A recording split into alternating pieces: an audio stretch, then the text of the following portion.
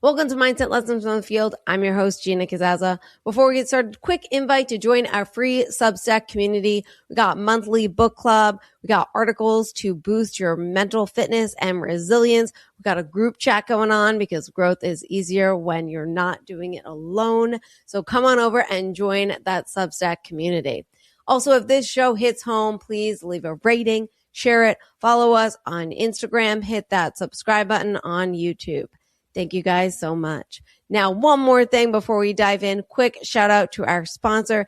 This episode is sponsored by Empowered Lit Literacy and Beyond. It's a 501c3 nonprofit bringing author visits and confident building programs to kids. Right now, only 30% of kids are reading at grade level. Gosh, that's a scary number. And confidence drops at the age of 7. Empowered Lit is changing that, but it takes partners like you. Literacy is the entry point. Confidence is the outcome. Learn how to support them in the show notes. Today's guest is a definition of resilience. Born in the southern Philippines under martial law, he immigrated to the U.S. and grew up in public housing. Carrying unaddressed trauma, he dropped out of high school. With limited options, he enlisted in the U.S. Army with a GED and a green card. He failed Special Forces selection twice. On the third attempt, he earned his Green Beret. Over 21 years, he served in elite counterterrorism and hostage rescue roles and became one of the most uniquely qualified operators in Special Forces. After medical retirement, he faced complex PTSD, then rebuilt again through education service and commitment to helping other veterans heal. Ladies and gentlemen, I am so excited to talk to this guest, and I'm so excited to introduce you to him. His name is Leo Casiple. How are you doing, Leo? Thank you for being on the show. Thank you, Gina. Thank you for all the amazing work that you're doing with children. I wish that I had that kind of support growing up. I definitely want to talk about, so what I want to talk about is I want to talk about parents that may have, like you talked about, and we talked a little bit before the show, and you talked about the struggles that you went through as a child and you didn't have that support system. And I talked about very similar struggles. Like I was in remedial classes. I was in summer school. I hated school. I struggled, but I had an amazing support system that was there. Right. And like my parents, they never cared about the grade that I brought home. They cared about the effort, right? They always cared about the effort and to help me in there. So I want to know for you, especially like, I don't know, and I'm going to stereotype here. I'm going to say it, but Asian culture is very education. It's strict, right? How did this feel for you? And I don't know. I just know like going from school, like I was like, man, the Asian kid in my class was always like valedictorian, really smart. And they just like naturally, how does it feel though, knowing that like that wasn't you and being surrounded by, I don't know if you were surrounded by people that were brighter. How hard was it for you within that struggle of, not feeling smart, right? And then what if parents are like, I have children that are struggling too. Like, what is the best way that you would say to help them that you wish you had? Thank you very much. That's a great question. And I did that because the Asian culture is mum about struggles. It's very rare for someone to talk about openly about struggles because the family is the unit is sacred, supposedly, and it is. But you can't heal if trauma never gets sunlight. Right. Exactly. And I went to school in the Philippines. I was 13 when we moved to the United States, and we lived in public housing when I was in the United States. But growing up, I grew up under martial law, and part of that trauma that I had, that even before I went to school, it started already. By the time when I was 5, I was sexually abused. When I was 6, my mother, who was a public health nurse, tied me to a telephone pole in the rain in public and left me there for, I don't know, it felt like an eternity. And then when I was in first grade, my own Catholic godmother, who had pictures carrying me when I was baptized, she would make me kneel on corn kernels in front of the whole class, or had me carry books in both hands, on each hand. And if I dropped them because of tiredness, fatigue, she would hit my hands. I had to, crying the whole time. And then when I was 8 years old, I was sitting in Catholic church with a children's section, and then the kids behind me were talking. So I turned around, motioned for them to be quiet. The priest thought that it was me talking. So in the whole church, a couple hundred people, he had me go up to the front And I thought it was gonna, hey, good kid. As soon as I approached him, he slapped me so hard. I didn't even understand, didn't register what he said. He was just yelling. I was embarrassed. He had me walk back to the pew and sit down. I sat down for the rest of the church service, and no adult helped me. None. My godfather, who was the judge, was there. No help, no police officer, no parent. Went home, and then I also had my father's youngest brother lived with us. He was an alcoholic, and every time he came home drunk, he would try to starting to kill my father. Oh And my so I God. had no place where I felt safe. No, not in school, not at home, not in church, not in public. And I was just lost. But I did really, really well the first 2 or 3 years, honor student, and then I just dropped off. And then Mm-hmm. when we moved here, I started out in the 8th grade here, did really, really well. When I was 16 years old, some kids held me down and tattooed this green dot on my forehead. It's still there today. And I couldn't fight back. I was so embarrassed. I never told anyone. I dropped out of high school, started hanging around with gangs for protection, really just to find where do I belong? Mm-hmm. And that took me down a wrong path. I went to jail at 18. Luckily, they dropped the charges, and I was able to join the Army a few years later. The Army literally saved my life. Wow. Oh my gosh. Like, okay, it's funny it's like, not funny. It's like, you talk about belonging, right?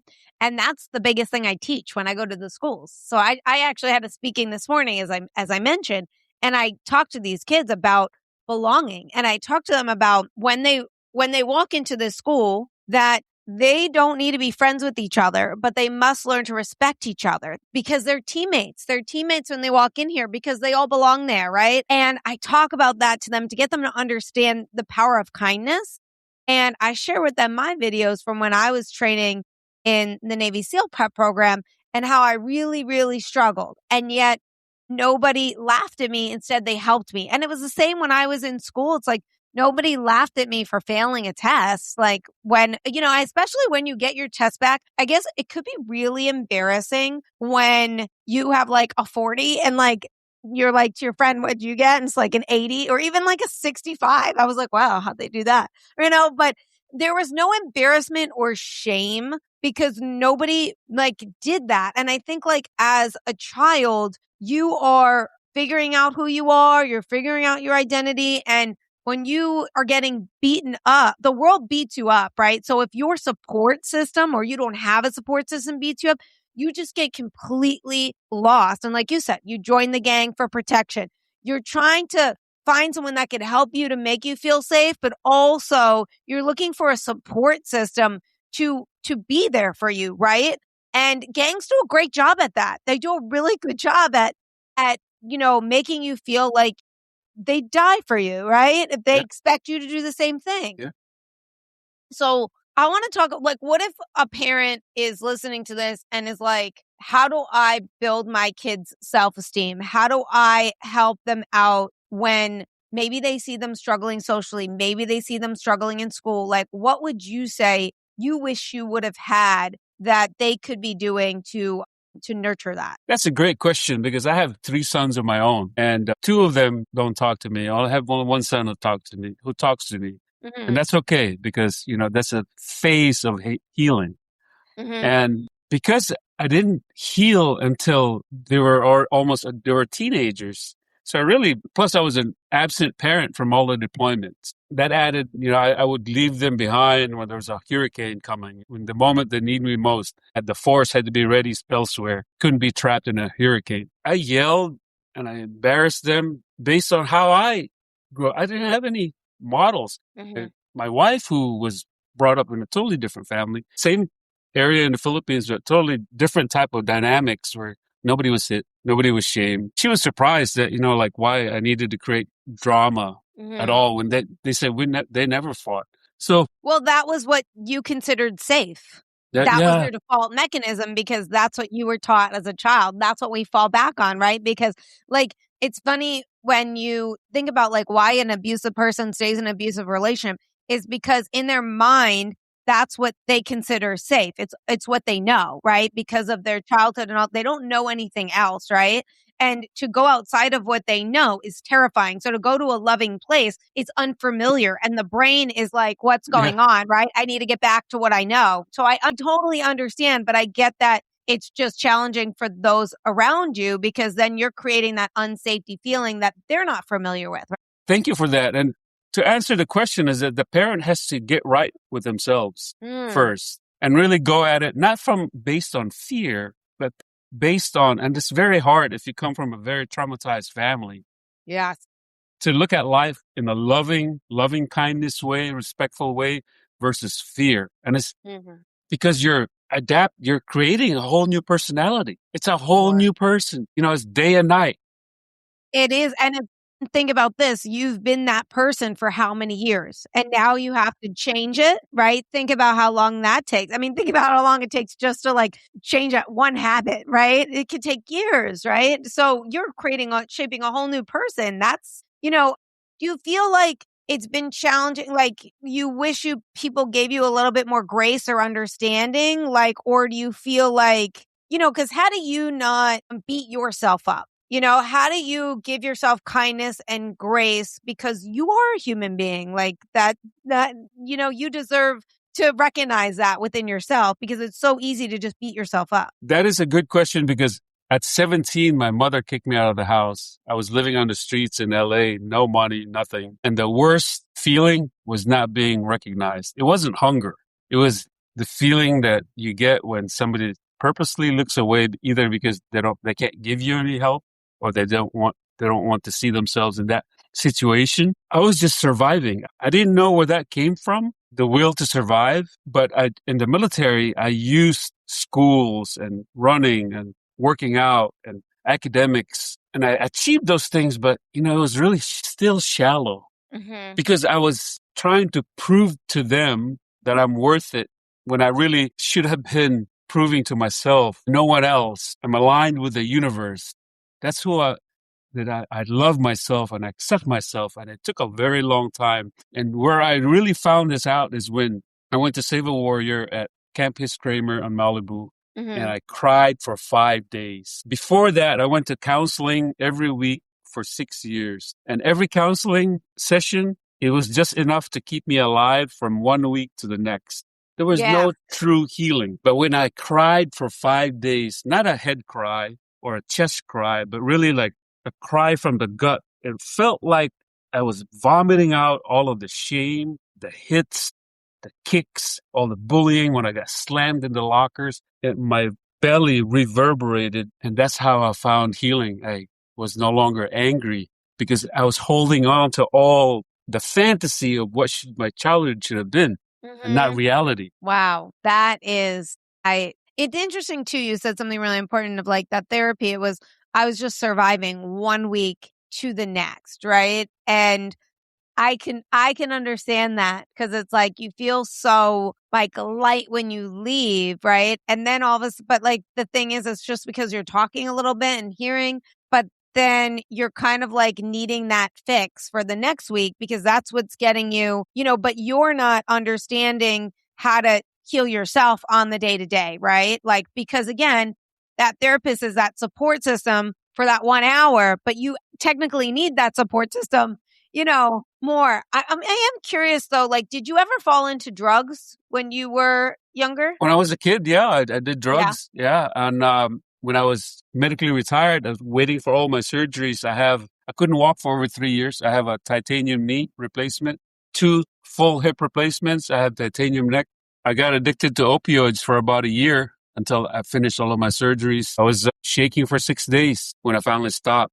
And that's only a year of opioids. And I can't imagine people have been on it for years. It's a horrible feeling. And then, doing drugs makes you feel worse. And so one thing that I did when I told my kids when they were growing up, I said, if you ever end up doing drugs, somebody gives you you didn't know about it or you knew about it, stop. You don't have to keep doing it because you did it. Stop.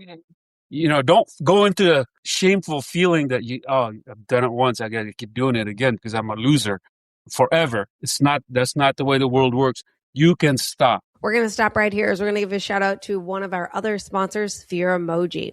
Quick question for you. When was the last time you gave someone a gift that actually meant something? Not another candle or another box of chocolates, a gift where every time they see it, they think of you. That's Sphere Emoji. Plushies with personality. It's saying, I got this for you because you're loved. Or I got this for you because you make me laugh. You're my giggles. You're my Lulu. They are soft, they're comforting, and a daily reminder that that person matters.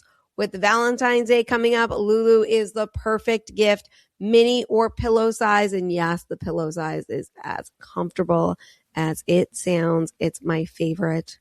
So go on over in the show notes and find a Sphere emoji that matches your vibe, or just go to sphereemoji.com. Now back to our show. And I want to talk about also, I mean, this is just the whole, you went for a special force selection twice and failed, right? But what I want to know before we get there, because that's where I want to go, but before you signed up for the Army, were you an addict in any way where you had to get yourself clean and you had to like clean up your act or anything like that to allow yourself to go there? I'd used drugs, but I wasn't an addict, where in the sense where I had to go to rehab. I was addicted to anger. That was my drug. Military is good for a release for that, right? Anger kept people away. Yeah. And it kept people from beating me up. Wow. It's acceptable in the military to be angry. Yes. To yell and to shame people. And it was, perfect fit for me. But then, when you have a family who's not in the military, never been in the military, and never will be, it's difficult because what I thought was normal from childhood and Army is not normal. It didn't even register in my head what is right and what is wrong until I cried about all my stuff. Now, okay, let's go into you. The Army saved you. You went into the Army, right? And then you failed those special forces selection twice. Let's talk about that. Now, did you know you were gonna did you know I want to go special forces, and that's why you kept on going and trying? Let's talk about that, and then I want to talk about the mindset of just, I'm going to keep going. I'm going to try again. I'm going to try again. I'm going to try again until I get what I want. I joined the Army as a biomedical equipment repairman. So I fixed medical equipment for 4 years. But on my second year, I knew it wasn't the job that I wanted. So when we talked about, I emailed you about passion and perseverance equals grit from Professor Duckworth. But for me, I didn't find special forces. I didn't know what a Green Beret was until I read in the thrift store. I bought a book for 25 cents that talked about the Green Berets. And I was like, wow. I read that book 3 times in a week, I think. And I said, I could try out for this. So I tried out, applied to attend selection. And then I had a date to go in January 1993. And they asked me for a seeker clearance. I said, I don't have one. And I said, I'm still an alien. I have a green card. I'm not a citizen. And they said, oh, you can't do that. You can't come. So I had to wait another year. I became a citizen in August of 1993, reapplied and went to selection first in January 1994. And I was a 21-day non-select. I had injured my left hip halfway through and I carried that. I kept doing all of the events and I had to walk backwards or sideways when going road marches because I couldn't lift my left leg up forwards. Whoa.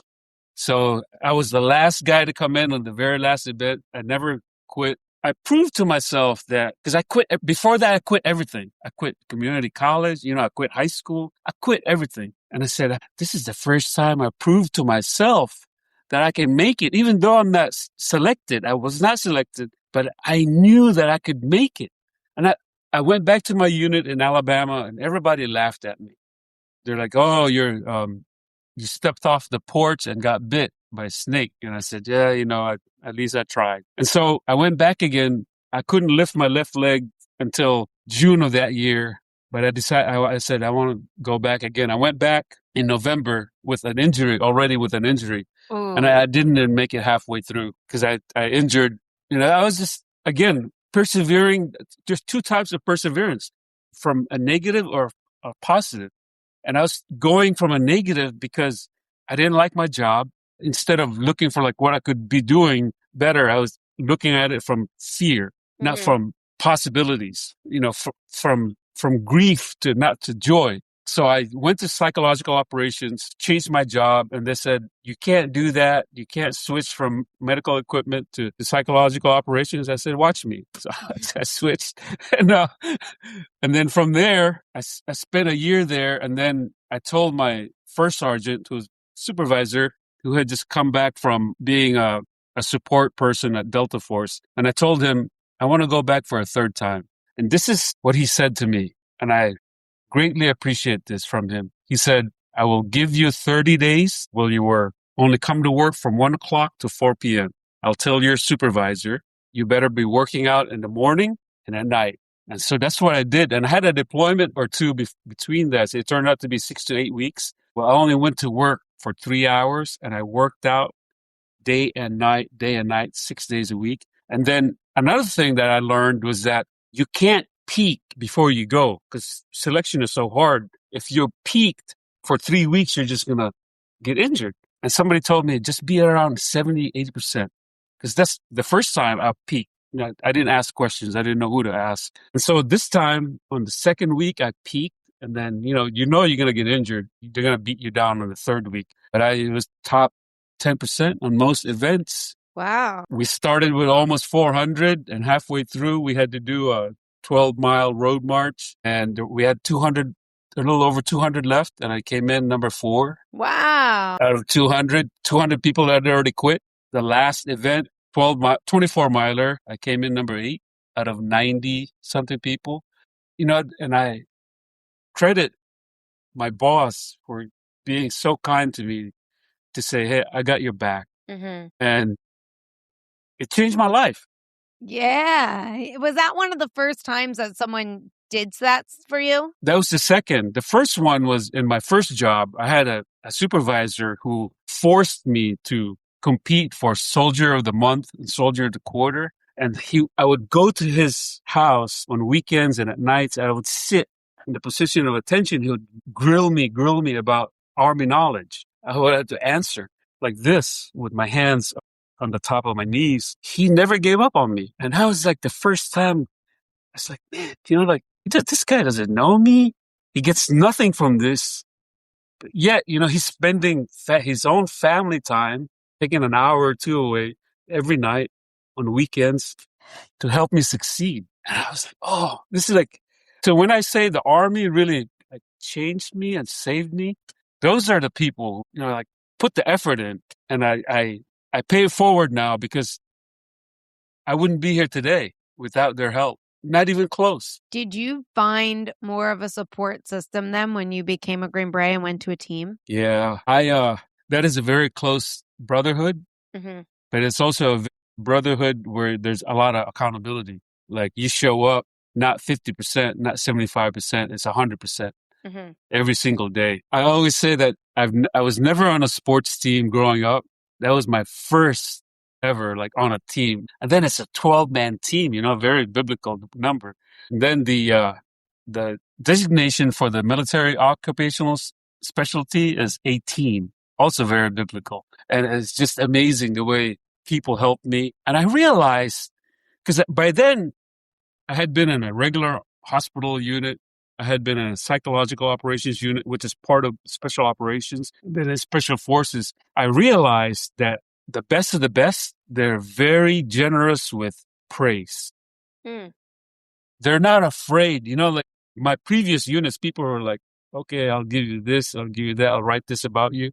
But in those elite units, they made me look like, the way they wrote up my evaluations, they were true, but not the way that I looked at myself, and the way they wrote it made me try even harder. That's another kind of support system where yes, we acknowledge you and this is how we're going to write you up. And then you just keep doing more because it's like a high, I want to honor what he said. It's so interesting to say that because, and parents, I actually saw this video of this parent that did this and they posted online. And my mom used to do this to us because we weren't, mainly me, but wasn't my youngest brother too. We weren't the smartest in terms, like I said, we struggled, right?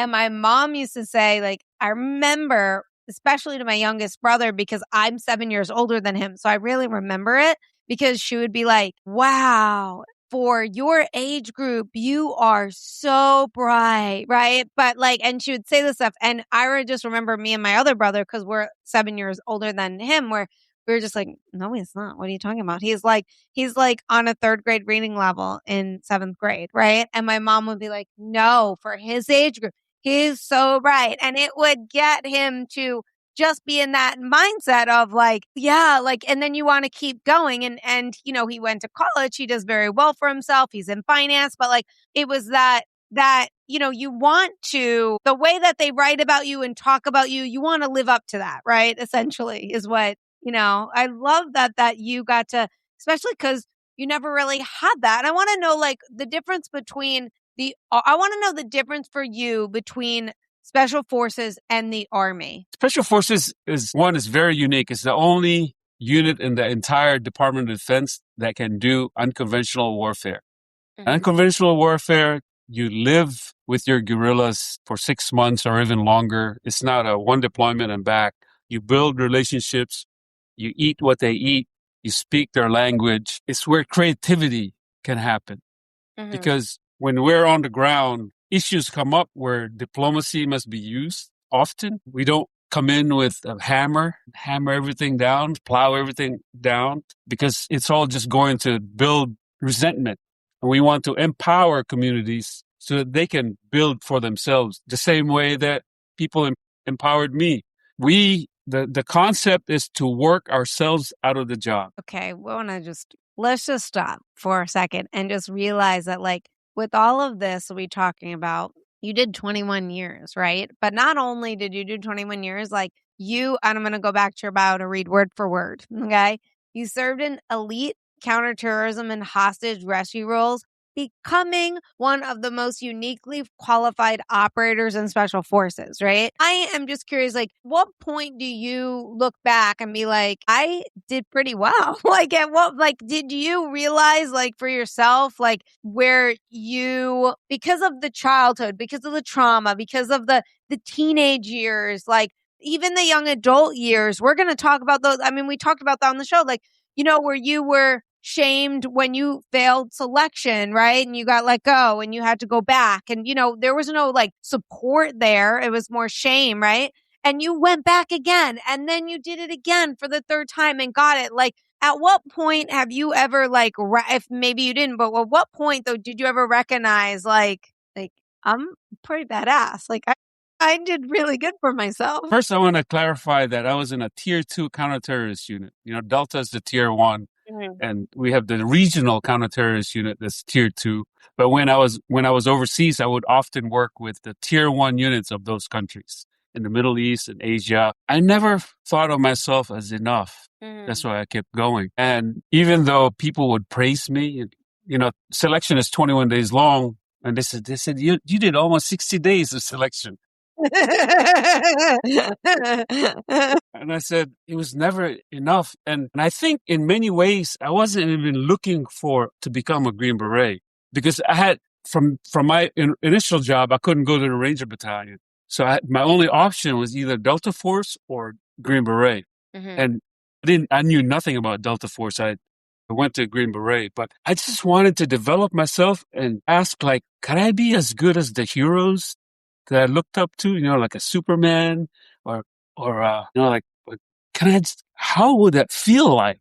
You know, that's what I asked myself. How would that feel like to me, not to be bullied anymore? And, you know, this is a very loaded statement, because when I got medically retired and I couldn't walk, ungrieved trauma, I felt like the 5-year-old kid again, who I was so afraid that people would come up behind me and start hitting me. I became that 5-year-old kid again because I had those unaddressed issues I never cried about. During your time, well, let's also talk about like how challenging it. You raised a family as a Green Beret, right? And that caused, and there's several people have been on the show that were like, it caused my relationship with my kids, right? And Yeah. I'm rebuilding that. And because you're gone so much, right? So many people it's cost my marriage, like how challenging was it to fight childhood trauma? Well, I should say heal. I shouldn't use the word fight.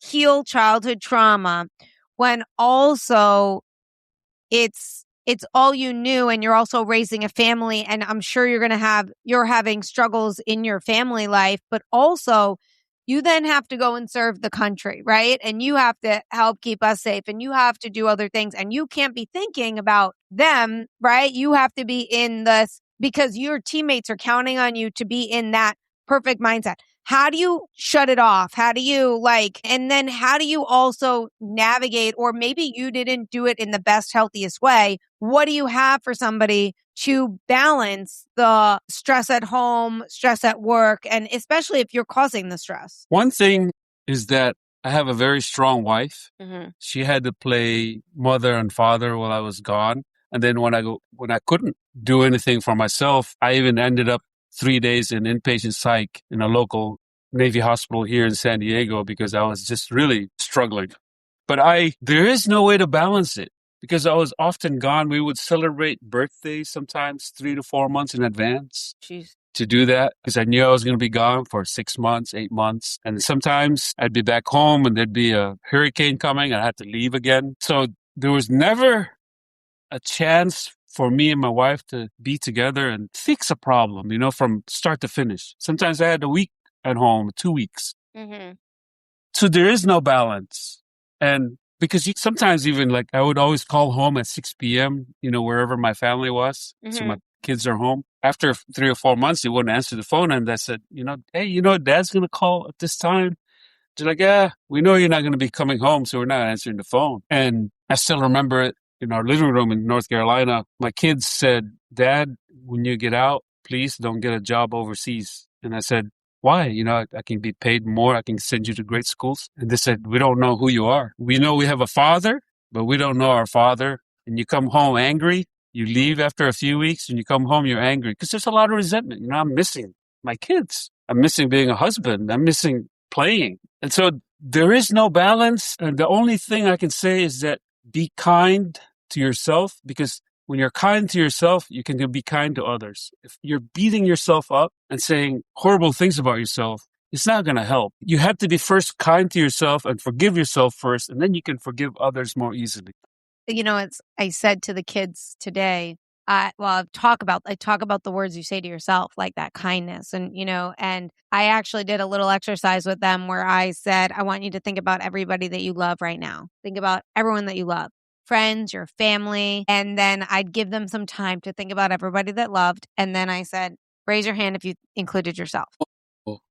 Right. And, we forget about us, right? We think about everybody else, but we don't think about us. Right. And that's something I'm really stressing with my nephew, who's 4 next week. My goodness. And I do that with him. I'm like, who do you love? And he'll name everyone and he'll always include himself in that, and I want him to continue with that.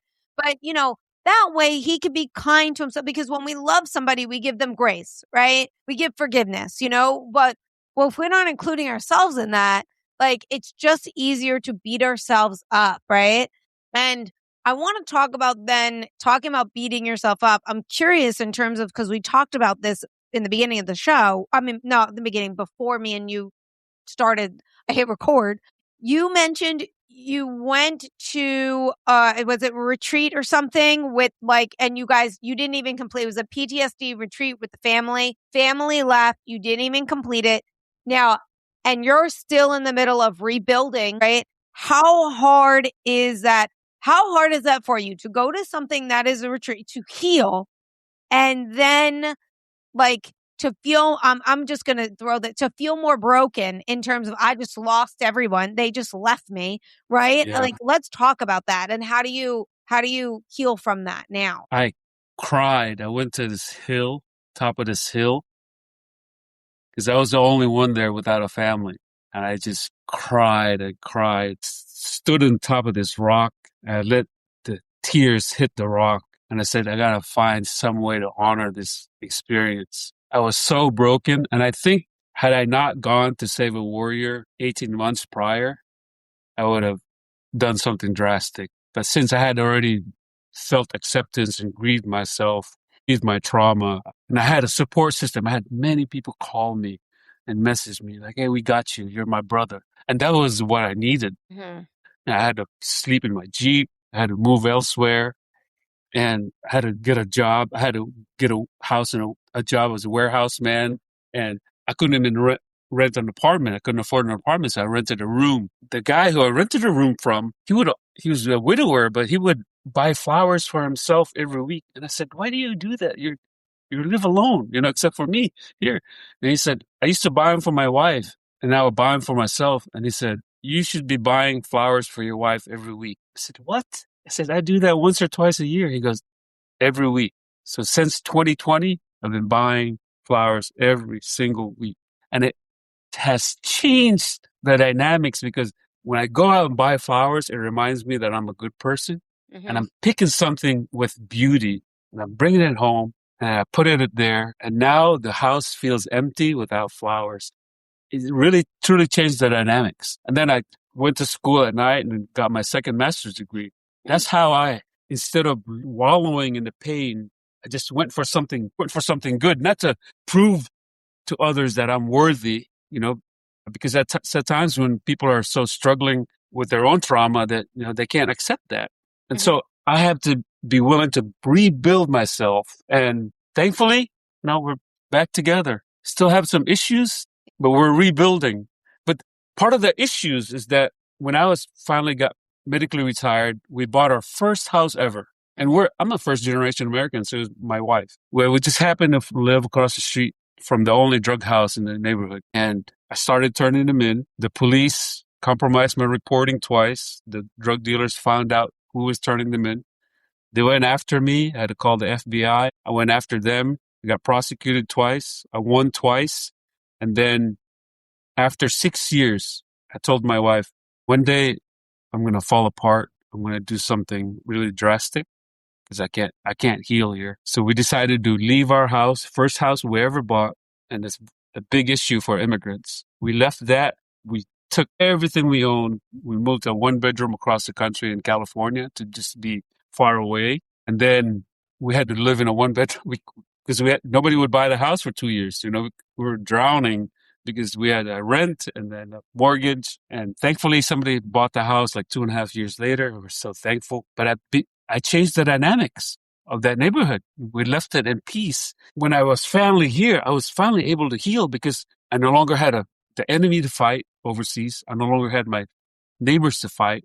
And then all that hate went to me. That's when my struggles came up.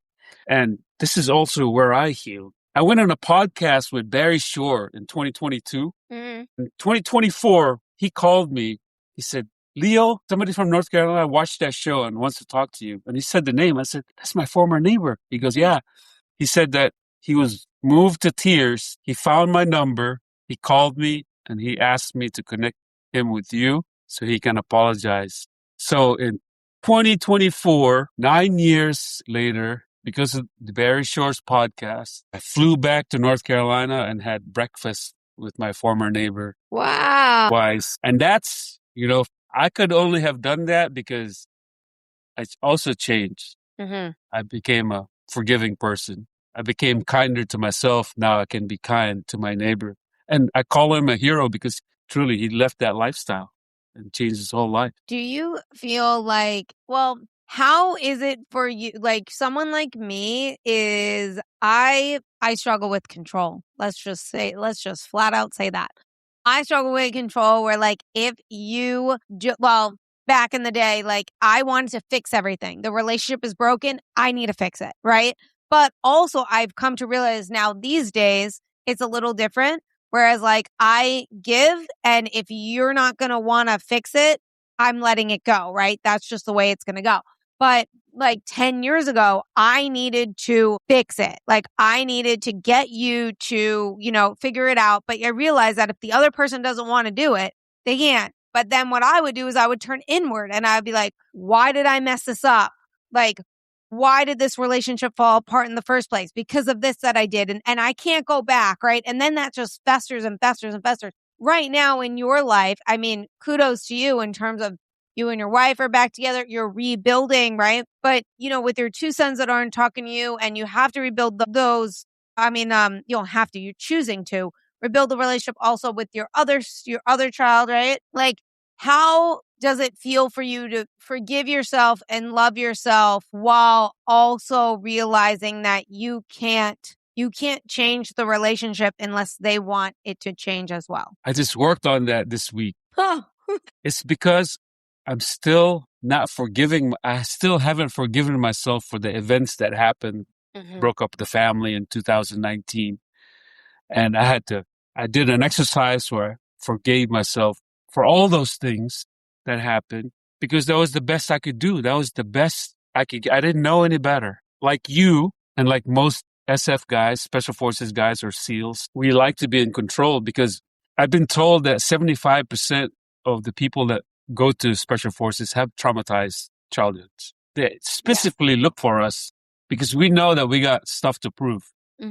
I just learned that healing is not in my time. It's disrespectful of me to expect them to say, hey, I'm healed. You should heal.